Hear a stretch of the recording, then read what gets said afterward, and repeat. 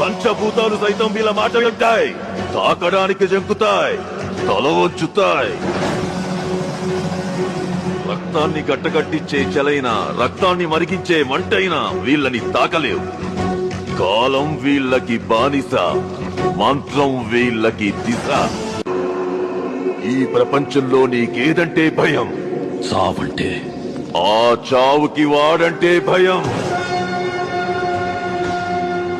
నేను పిలిస్తే భూతాలే పలుకుతాయి, వాడు పిలిస్తే భూతనాథుడే కదులుతాడు.